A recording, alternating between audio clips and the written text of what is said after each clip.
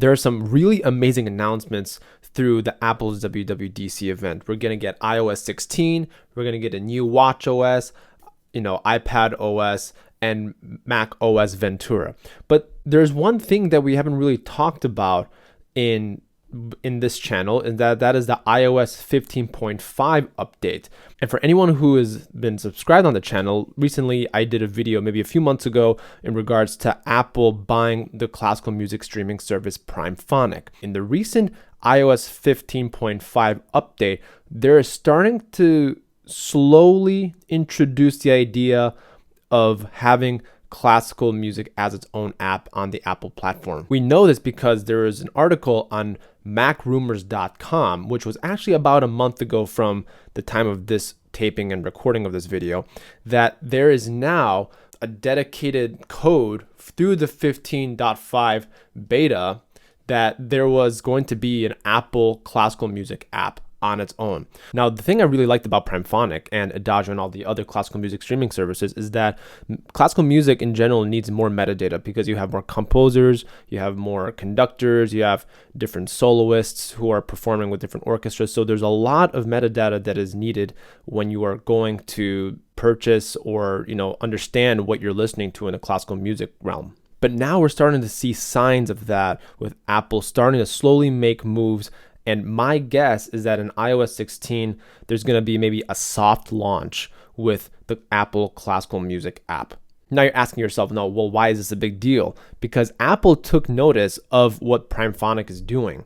And since they understood what they were doing, they acquired PrimePhonic for its interface and metadata for all the classical music that is on that platform. And they wanted to make it more accessible to others. Because I think classical music as an art form has a lot of potential in the digital space. And recently I did a video on how the AirPods Pro did with classical music pieces. And I'm going to leave a link right up here for you to take a look at that video and what my thoughts are with the AirPods Pro with spatial audio and more.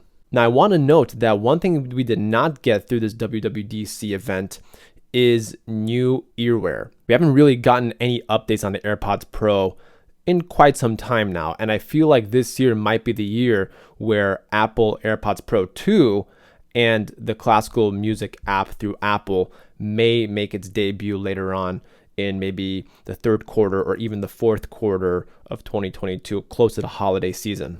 And not to mention, that'll probably be likely when the new iPhone comes out, and they're going to probably bundle all of this in the new iOS 16 update.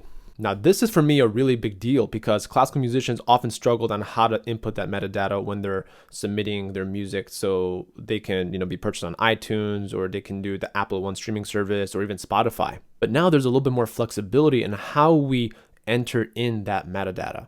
And also what's exciting is that we can reach a wider audience with classical music. For me as a classical musician and classical music lover, it is very important that we continue to expand and push the boundaries of this art form, not just with the romantic and the classical and the 19th and 20th century music, but upcoming new classical music, so that we can inspire the next generation. And I feel like this is one step in the right direction to get classical music into a broader audience, because Apple is like one of the richest companies in the world, and if they can just acquire PrimePhonic in a split second, Apple has so many resources that they can help push this service. Now, Apple probably knows that they're not going to make a whole lot of money with this at the beginning. But what they will make money off of is the Apple AirPods Pro 2 that will, in combination, go with the classical music streaming service that Apple will provide. And to me, I think that'll be a win for Apple. So that way Apple can push the hardware so that consumers can really listen to classical music